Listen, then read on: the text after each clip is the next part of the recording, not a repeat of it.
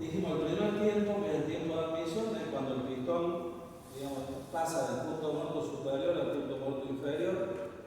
El punto muerto superior y el inferior lo da el recorrido final del pistón, tanto en la carrera ascendente como en la carrera descendente. Y eso va a estar dado no por el largo de biela, ni por la distancia del perno a la cabeza, eso no para que sepan y por ahí no confundan cuando a alguien le va a pedir una biela y se ve que la biela es más larga, más corta y ya va a tener más carrera. No va a tener más carrera. La carrera está dada por lo que se llama el volteo, que es la distancia entre el centro del muñón de bancada y la distancia entre el centro del muñón de biela. O sea, esa distancia que sería de aquí a aquí, que es la que lleva, digamos, a realizar esta circunferencia, ¿no es cierto?, que es la posición angular del cigüeñal. Esa distancia es la que va a dar en definitiva la carrera del pistón. La biela lo único que hace es conducirlo, digamos, al pistón según sea el recorrido que esté dando el brazo de fuerza que sería el muñón de biela. Entonces, desde el punto muerto superior, girando en sentido horario, el cigüeñal empieza a girar, arrastrado por la biela. Buenas noches.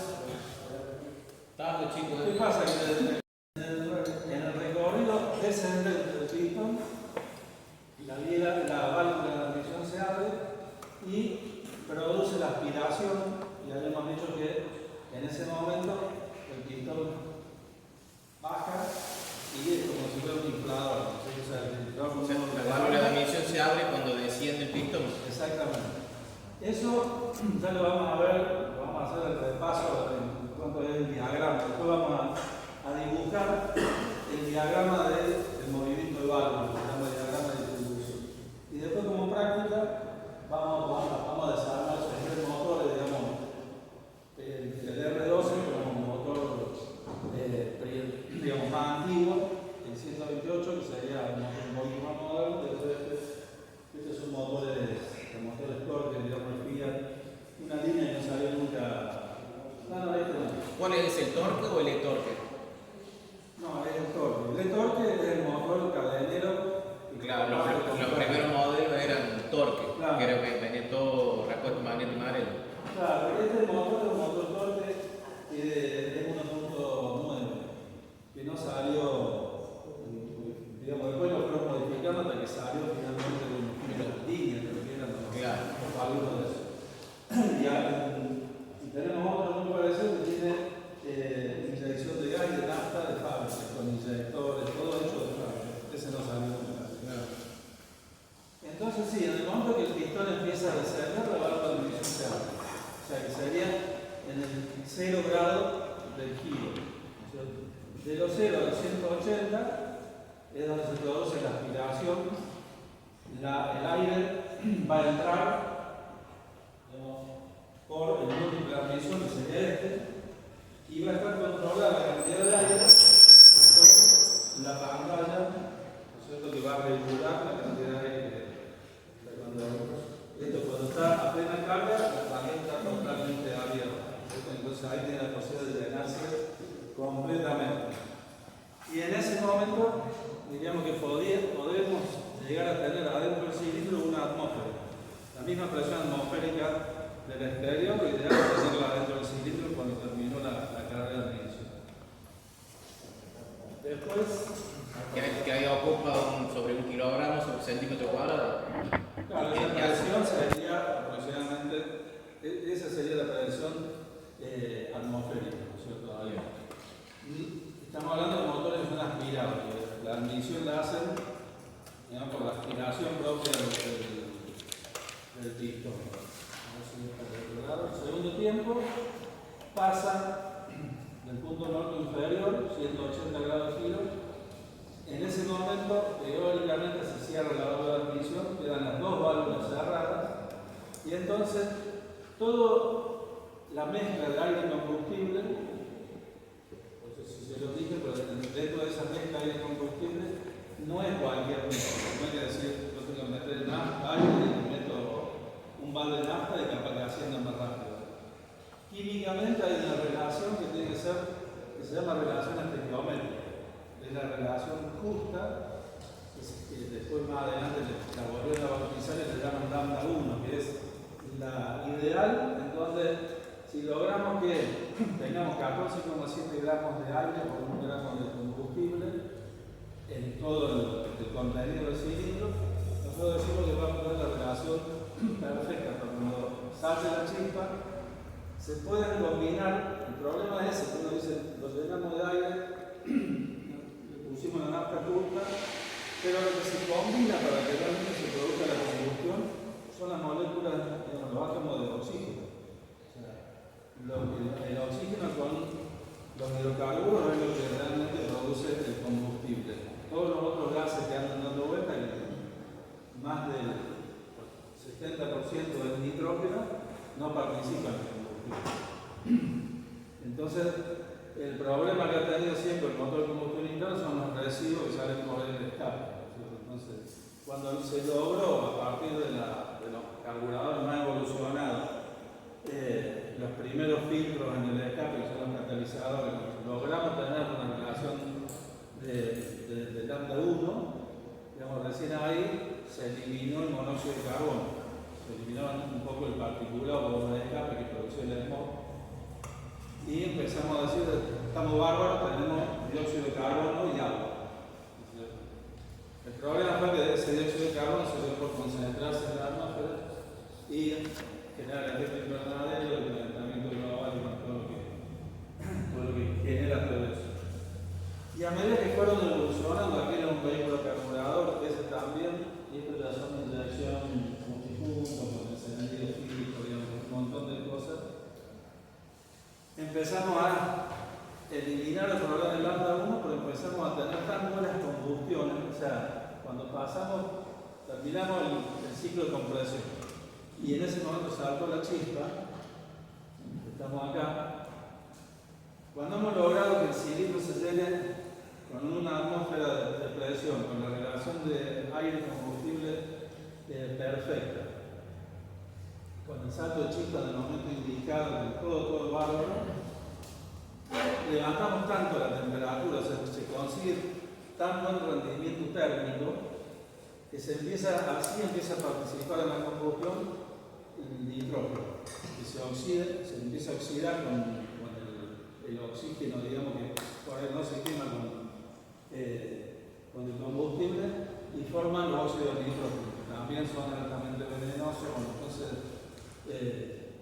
eso es lo que podríamos decir que está como marcándole un final de vida a los motores de combustión interna. O sea, en algunos países de Europa ya hasta el año 2025 está prohibida la venta. En muchas ciudades de Europa no pueden entrar a circular por las ciudades los vehículos de combustión interna, a no ser que sean híbridos o eléctricos. Entonces, nosotros, como siempre, atrasamos 10 años mínimo. A lo mejor tenemos todavía hasta 35 y capaz que más. Pero después la evolución viene rápida. Así que esas cosas. Pero bueno, por ahora seguimos con esto. Nosotros realizamos entonces, terminado el ciclo de compresión, en ese momento tenemos todo el volumen que teníamos en el cilindro. ¿Se acuerda que estuvimos viendo lo que es la relación de compresión? Si se fijan, pueden pasarse la camisa esta para que la vean, van a ver que tiene una parte muy brillante, después una parte donde todavía se ve la parte del rectificado del cilindro original, ¿no? Lo que es el bullido, se llama, que va a terminación, ese sería lo que marca la carrera. Y acá arriba tiene una parte donde también está limpio, digamos, porque es el primer aro que no llega al punto, digamos, máximo de recorrido. Y entonces ese volumen, ese volumen está comprimido, el punto muerto superior nos está marcando acá, es un motor medio raro, pero no se le ve abajo.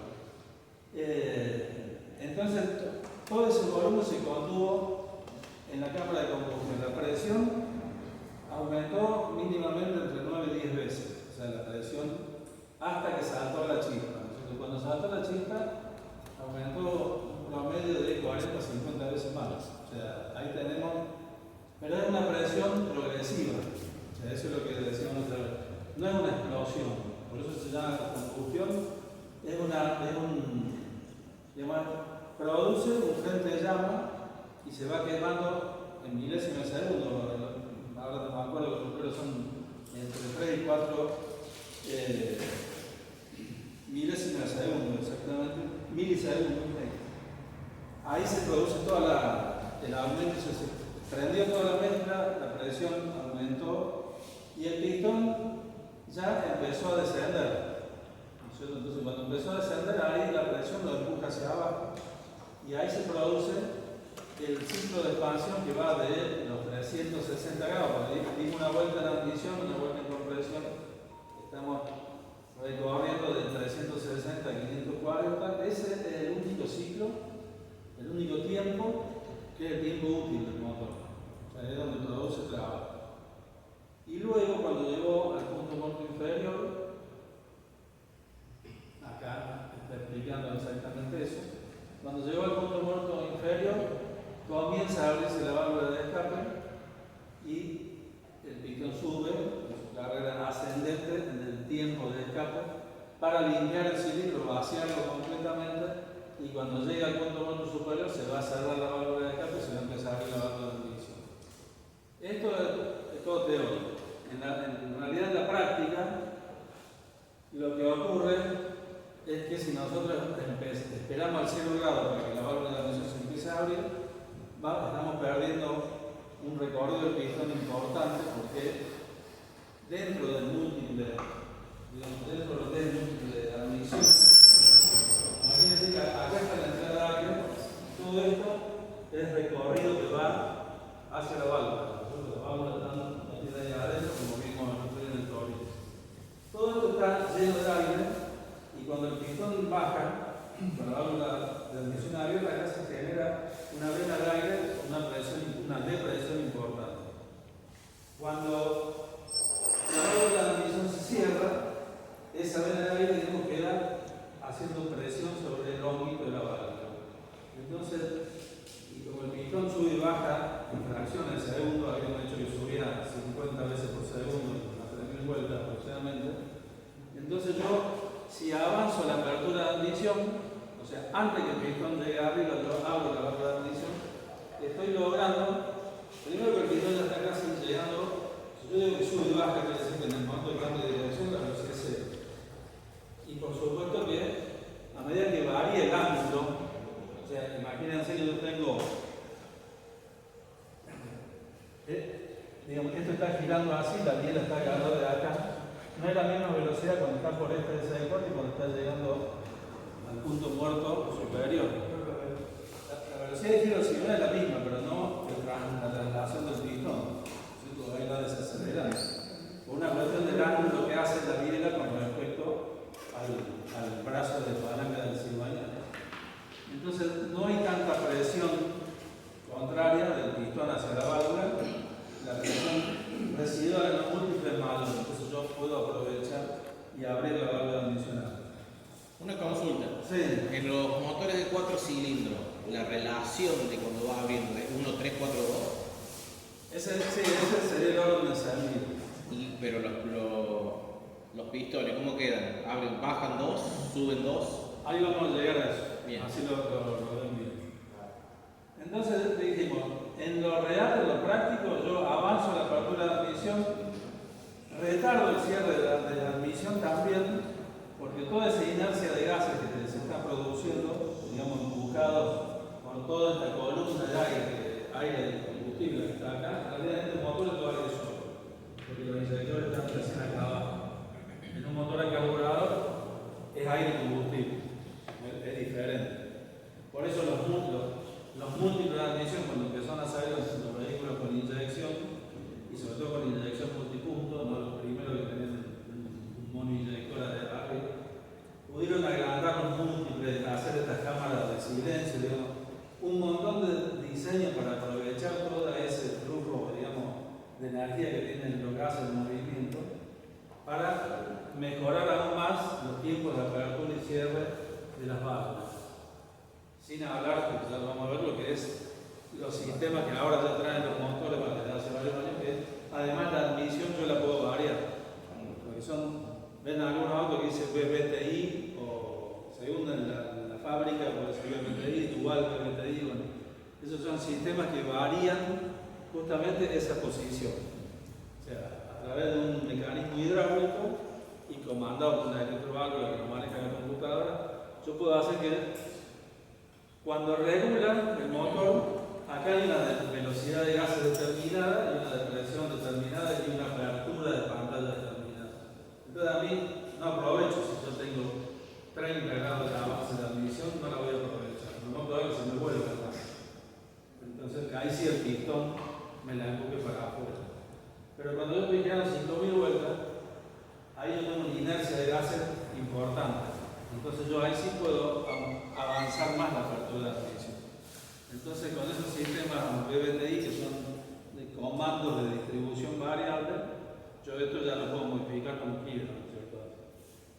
Entonces, también aprovechando esa velocidad de gases, retardo el cierre.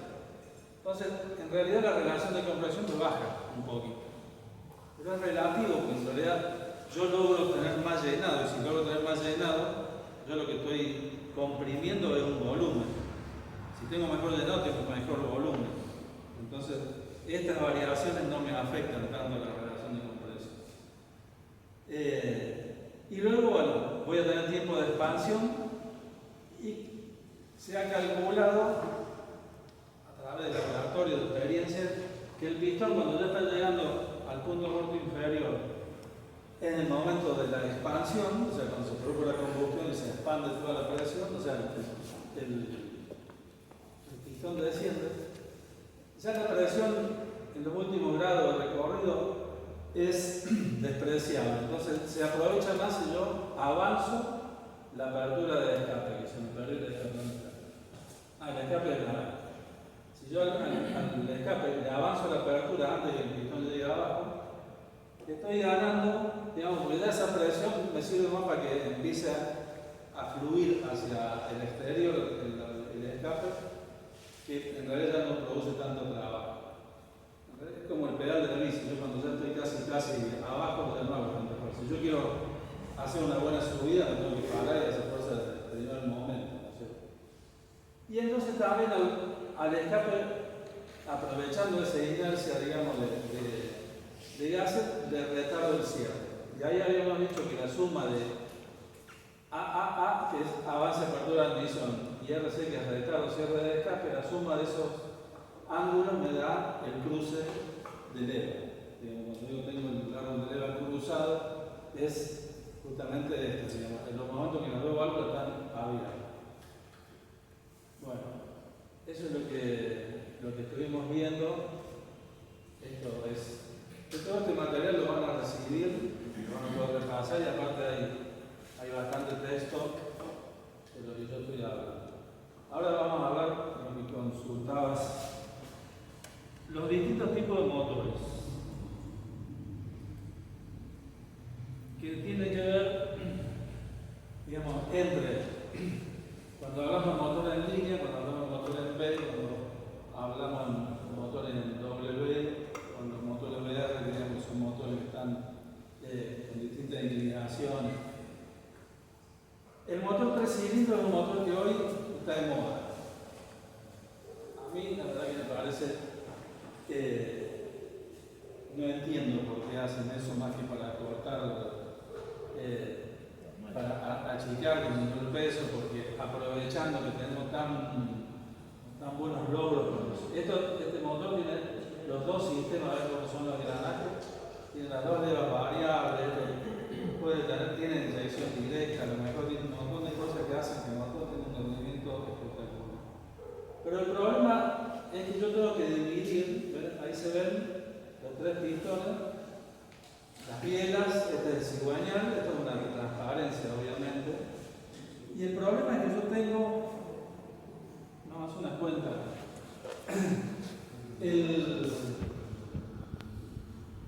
acá tengo 0 grados y digo que hago una vuelta y ¿qué hice? Hice admisión, hice compresión, Después empiezo la otra vuelta, hago escape, vale, expansión y escape, ¿no es cierto? En total, si sumo, son 720 grados, ¿no es cierto? Y yo tengo que en esas 720 grados tienen que explotar los 3 cilindros. O en el 6 cilindros tienen que explotar los 6 cilindros, en un 8 tienen que explotar los 8 cilindros. O sea, entonces yo tengo que dividir, digamos, el volteo del cigüeñal para que para tenerlos parejos, no puedo tener 3 explosiones al mismo tiempo. Pues lo más probable es que el motor salga por el contilete, digamos, o sea, hace una máquina de vibrar, te va a aflojar la muela.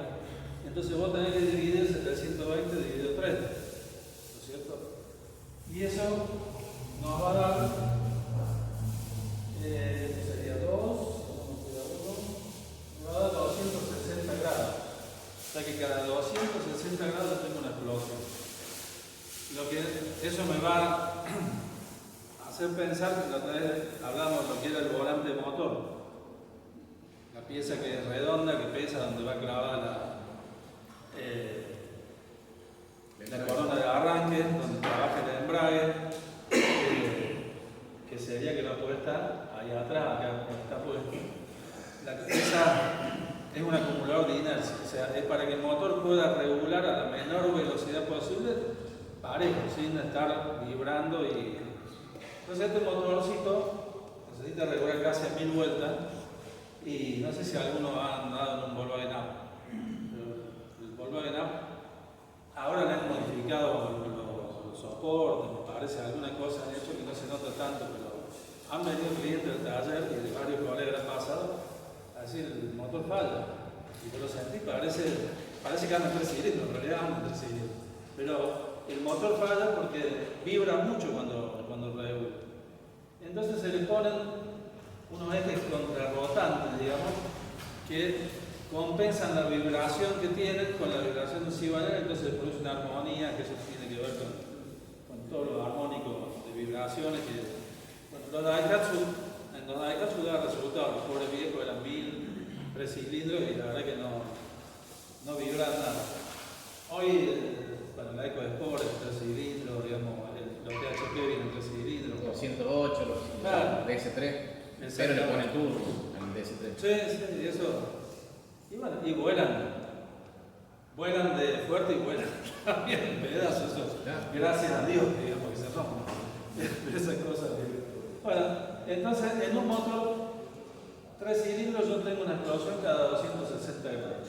Ahí podemos alcanzar a ver lo que son las levas, los distintos componentes que ustedes ven en el mostrador. Se ven los pistones, los aros, lo que son las bielas, el sistema de lubricación, que es un párrafo aparte que lo vamos a ver. Y tenemos ahí el sistema de resortes de válvula, el sistema de botadores, que para un motor tan complejo el botador tiene que haber sido hidráulico, imposible llegar, aparte de que para sacar la cuna de ese motor ya se saca completo, entonces es imposible regular válvulas, tiene que ser de esa manera. En el 4 cilindros, acá lo tenemos, vamos a levantar.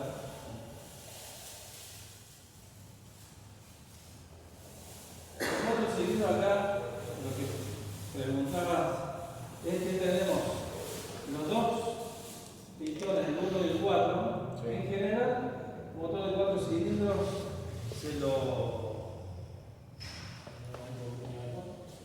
se enumera el cilindro desde el lado de la distribución para atrás, a no ser que sea francés, que los franceses enumeran del embrague para adelante del motor, ¿cierto? La Renault, Citroën y Renault, el número 1 el primero del lado del embrague. El resto, el número 1 es el primero de la distribución. A no ser que ahora haya aparecido algunos nuevos, no sé con este lápiz si se van a poner de acuerdo, pero bueno, en general es así. Para el caso es exactamente lo mismo. O sea, si yo digo que este es el 1, el orden de encendido es 1, 3, 4, 2. En casi todos los motores, menos de los autos medianamente no tan modernos, el Fiesta motor varillero, el Fiesta del 97, el 98, el 1, 3. Ese era 1, 2, 4, 3. Pero ya hoy son todos 1, 3, 4, 2. Entonces, si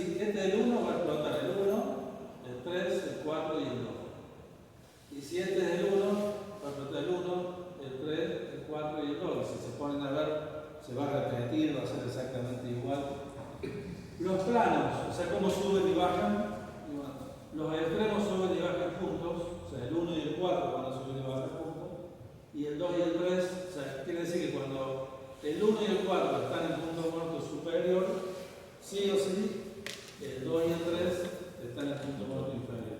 Bien. Acá por eso un poquito mejor los componentes. En este caso tengo un motor con correa de distribución, el otro es un motor a cadena. También tiene levas variables. Esta me parece que es variable, esta no.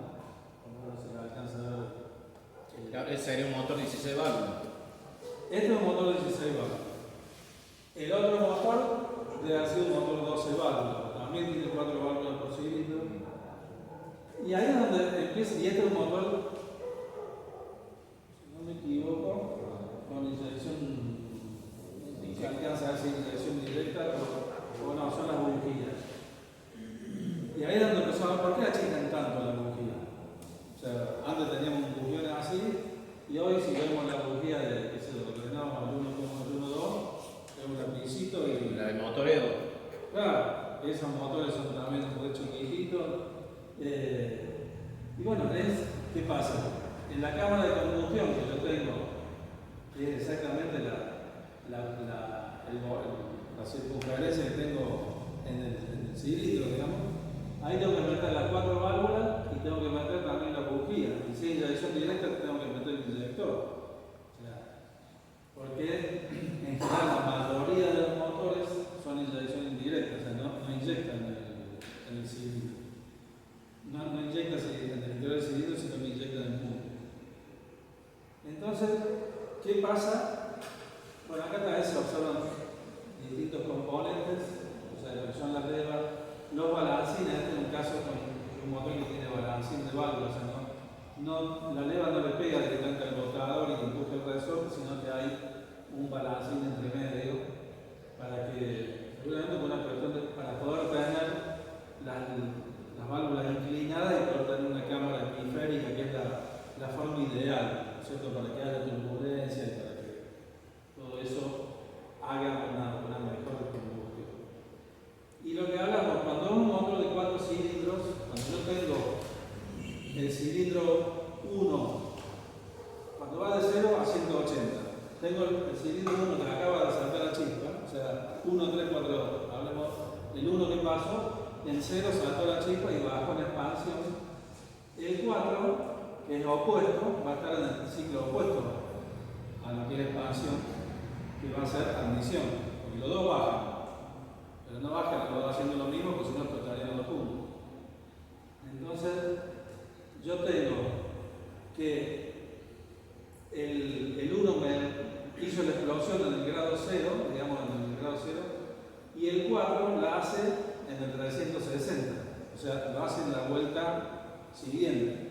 Por eso se llaman cilindros opuestos, porque van haciendo lo contrario.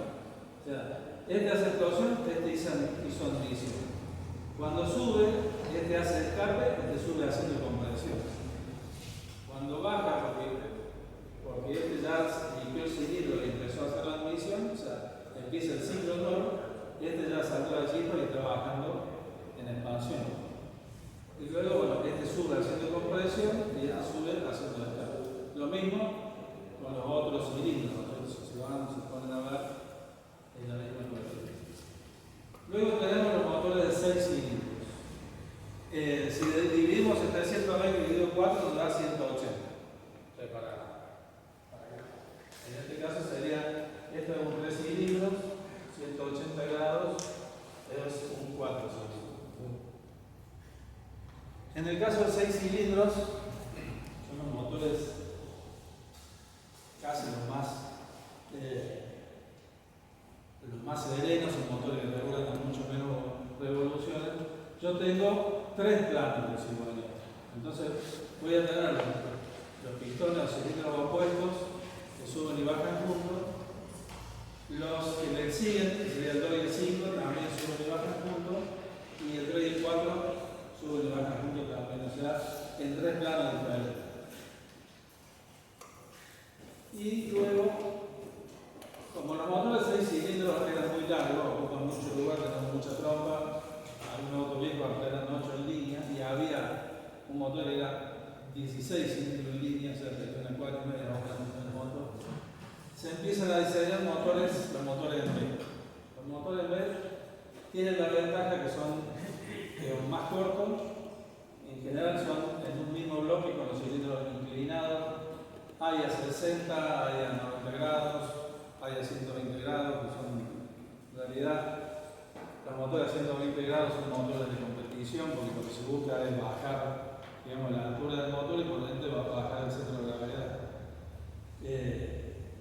Tienen un muy buen rendimiento, van a tener cigüeñal en 4 planos también y tienen la ventaja de van a tener un peso extra, pero en definitiva acortamos la distancia de forma importante. Lo que sigue, bueno, el ejemplo era con un sencillo. Hoy estuve viendo otro PowerPoint con la lección 8, pues me quedé con eso. Y después están los motores opuestos, los motores flat se llaman, que se hizo famoso, por un lado, los Volkswagen, los Escarabajos, las motos, las BM, el Citroën, y la Ferrari, la 512 famosa que corre en grado y todo eso, eran motores 12 cilindros opuestos. Los Subaru también son motores opuestos. En general, autos, sacando los Citroën y el Escarabajo, eran autos deportivos. El caso del Citroën y el Escarabajo tenía que ver una funcionalidad con respecto a que eran refrigerados por aire. También necesitaban bajar el centro de gravedad en lugares, en el caso de la combi, Volkswagen fue diseñado para eso o para, en realidad fue diseñado para guerra. En esa época se diseñó con la refrigeración por aire porque tenía, bueno, no tenía la dependencia del agua, los radiadores. ¿Has trabajado con enfriadores de aceite? Sí, ya el Citroën tenía, porque el aceite también lo usaban para enfriar. Claro. Y era con una refrigeración por aire forzada. O sea, tenían los cilindros aleteados, las motos tienen ventilación por aire por el movimiento. En el caso de los autos, tienen una turbina delante que fuerza, digamos, la circulación de aire con más presión. Y bueno, y después lo que decían los motores con la B estrecha que se llaman BR, que hay, digamos, Volkswagen tiene un BR6 que se puede llegar a conocer, y después están los motores, los W, que hay algunos motores de competición, o sea, son dos BR unidos, ¿no es cierto? Una cosa bastante compleja constructivamente hablando. Pero bueno, es como para que tengamos una idea de qué se trata. Esto les va a quedar la numeración de los cilindros, como yo decía, y lo que es el orden de encendido. O sea, en esto es. Me pase. Acá. Esto es muy relativo con respecto a los 8 cilindros. Fíjense, si agarran un manual antiguo y van a ver que no se pusieron nunca de acuerdo Ford, Volkswagen y Ford, Chevrolet, Chrysler en cómo numerar los cilindros. O sea, tenían, voy a volver un poquito así, bueno, ponerle acá. Esta gente dice que los cuenta así, 1, 2, 3, 4, 5, 6. Después viene Ford y dice, no, yo los cuento 1, 2, 3, 4, 5, 6. Y después viene Chevrolet y dice, no, yo los cuento 1, 2, 3, 4, 5, 6. O sea, todos son diferentes. Es muy difícil si no tener el dato exacto. Problema grave que tenemos los mecánicos y a lo mejor las casas de repuesto que ponemos son oficiales con poder tener el programa original. No sé si a ustedes les pasa lo mismo en qué casa de repuesto. Hoy nosotros queremos hacer un manual de taller y si no fuera que la piratería está a la orden del día y podemos conseguir manuales por ahí trucho o gente o porque tenemos conocido, que sea, es muy difícil conseguir información técnica. Y vamos a ver lo que vamos a hacer de práctica hoy, que son los distintos sistemas de distribución. Y dentro de los elementos, hoy que no se puede evitar hacerlo. Yo creo que hoy mantenimiento no hace nadie, en general, o muy poco. Se ha reducido, a no ser que haya algo nuevo, por ahí la gente que no tiene hoy demasiado poder adquisitivo, el único mantenimiento que tiene que hacer sí o sí es la parte de la distribución. O sea, porque se rompe y no anda más. Ahora, después yo lo veo en los talleres, y pasa en la época de crisis. Cuando la situación es más o menos estable, los autos vienen solo con el dueño y lo dejan hacer el mantenimiento.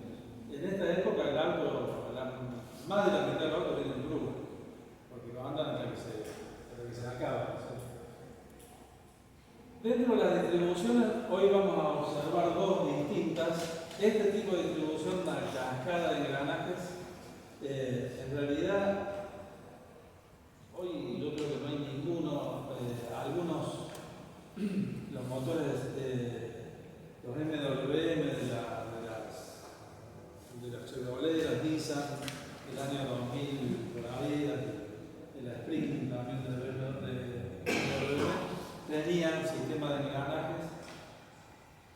Es lo más, digamos, se podría decir que es lo más seguro, lo que menos mantenimiento tiene, pero es ruidoso, tiene algunos problemas con respecto cuando empezamos a reparar los motores, utilizamos la tapa y las luces, digamos, la altura de tapa cambia la altura del engranaje y ahí empiezan los problemas. Entonces, en general esto se usa en competición, porque es bastante... Salvo que lo vayamos al 1969, Claro, el R4, motor 850. R4 y Gordini tenían distribución con engranaje.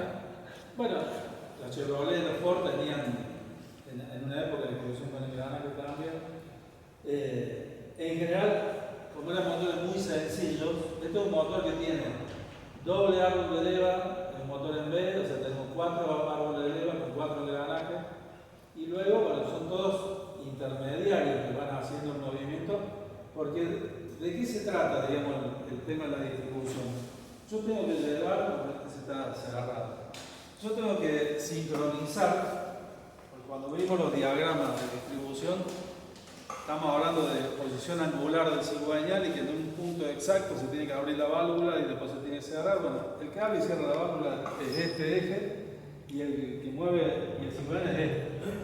Entonces yo lo que tengo que sincronizar es exactamente el árbol de leva, cosa que yo digo, en las dos vueltas de cigüeñal hizo un giro. Entonces, para un ciclo completo, el árbol de leva necesita dar una sola vuelta, el cigüeñal da 2. Entonces, de arranque, la relación de dientes entre el árbol de leva y el cigüeñal va a ser 2 a 1, digamos. O sea, cosa que el cigüeñal va a girar al doble de velocidad que el árbol de leva. Eso por un lado. Y después yo necesito, hola, buenas noches, necesito sí o sí que sea un sincronismo perfecto. ¿Cierto? Entonces, yo acá tengo un montón de piezas que para poner a punto esto hace falta realmente tener un montón de referencias, pero lo que yo necesito mover con el cigüeñal que genera el movimiento, necesito mover estos dos engranajes. Pero bueno, están bastante lejos. Entonces, la complejidad de estos sistemas es que necesito un montón de engranajes que tienen que mantener, si se fijan, todos estos engranajes mantienen la misma relación en cuanto a diámetro, porque si no estaría modificando la velocidad. Y acá hay un engranaje que se repite, digamos, este es el cigüeñal, este que está acá va a tener seguramente el mismo diámetro de los engranajes del árbol de leva, y después este tiene también el mismo diámetro del cigüeñal. O sea, yo estoy trasladando el movimiento para de ahí empezar a llevar el movimiento a la árbol de leva.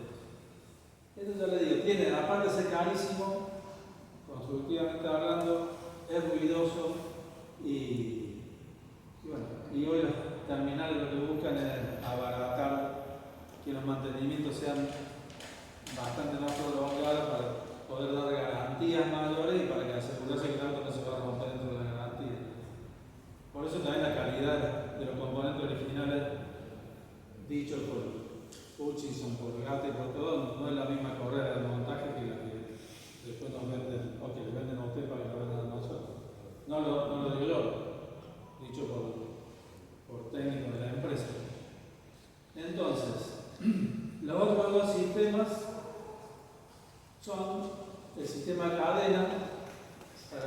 cual podemos utilizar una sola cadena, a veces se utilizan dos o más cadenas y motores en B, y los que son sistemas a correa que tienen el tema del mantenimiento. Hoy las cadenas también tienen mantenimiento porque son cada vez más chiquitas, más finitas, necesitan un muy buen lubricante. Afortunadamente el dueño, cuando salió de la garantía de los años, no le pone más el lubricante, lo va al lubricentro, le pregunta precio, dame más barato, y entonces sucede lo que pagó con la raya 3 litros. No sé si ustedes vendían esas distribuciones, pero se vendían al otro. No era porque era malo, sino porque necesitaba un aceite que no lo ponía. Y bueno, y con las correas de distribución lo que sucede es que genera más problemas de pérdida de aceite porque tenemos retenes, porque digamos, el árbol de leva que está dentro del motor, como lo vemos acá, yo tengo el árbol de leva, acá adentro hay aceite, presión de aceite, y la distribución de correa es por fuera, hasta ahora que las han empezado a meter adentro, y son correas en baño de aceite. Pero entonces yo necesito retener el aceite para que no salga para afuera, y entonces ahí están los famosos retenes de distribución, que cuando uno ve el kit de distribución, por ahí tendría que ofrecer también, o hasta que en el kit debería venir los retenes, porque se deberían reemplazar. Hoy no sé si es la calidad de los retenes o qué. Antes con estos motores era un cambio de correa, un cambio de retenes. Hoy es raro realmente ver motores que pierden aceite. Por ahí pierden por otro lado. Parece que lo único que anduvo bien fue Corteco. Sí. De ahí el Saab, lo otro, un desastre. Sí. Original si lo consiguiera. Cambió la tecnología también. Antes del retén venía con un resortito interno que hacía presión en el labio, que primero era de alguna goma, alguna cosa, después empezaron a venir, ¿cómo se llaman? Los naranjitas esos. De Vitón, de Grillón, venían todo eso. Claro, todo eso. Los amigos se quemaban, por ahí no faltaba el que le cortaba el resortito para tener más tensión, recalentaba el labio, se quemaba, pero los reclamos por no sirve. También hay de esas cosas. Y después empezaron a venir los que son fijos, digamos, que ya tienen una tensión determinada, que hay que tener una herramienta, no sé, bueno. Todo ese tipo de cosas que a lo mejor está bueno que ustedes las sepan, porque a lo mejor viene un mecánico joven sin experiencia y le vendió un retén los Ford que utilizan esos retenes de bancada, digamos, de distribución, que son fijos, que hay que poner con una herramienta, y si no saben, en una época venían con la herramienta. Hoy creo que muchos ya directamente ni bien. Bueno, entonces, y como cuando vamos a hacer un trabajo de esto hay que tener la información de qué punto de referencia tomar. Entonces la propuesta para lo que queda de clase, para que se despierten, es que elijan, si nos vamos a dividir en 3 grupos, se van a dividir, van a trabajar ustedes. Un grupo va a trabajar con el R12, otro grupo con este motor y otro con el FIA, que es más fácil.